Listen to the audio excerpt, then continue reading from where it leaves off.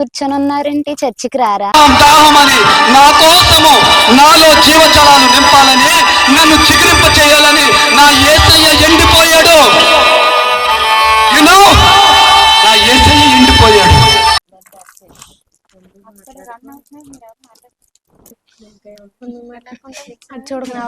చర్చికి టైం అయిందిగా, మీరు ఇంకా ఇక్కడే కూర్చొని ఉన్నారేంటి? చర్చికి రారా? ఏంటి వర్షంలో మందిరానికా? మొక్కొచ్చేయము. ఊరుకోండి. వర్షంలో మందిరానికి ఏంటి?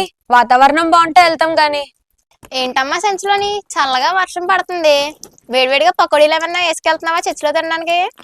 లేదు, వర్షం వస్తుంది కదా, బైబిల్ తడిచిపోతుందని సంచిలో పెట్టుకున్నాను.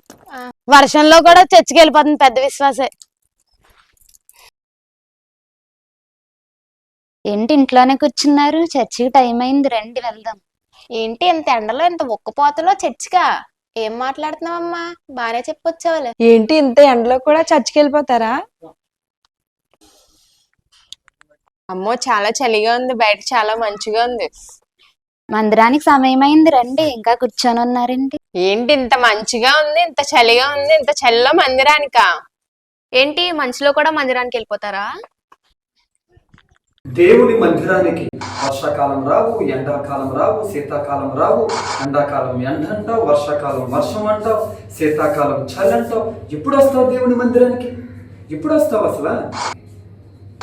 నీ బ్రతుకు ఎండిపోయినప్పుడు, ఎండిపోయిన నీ బ్రతుకుని చిగురింప చేయాలని మండు టెండలో ఆ కలువరి సిలువలో ఆయన ఎండిపోయాడు.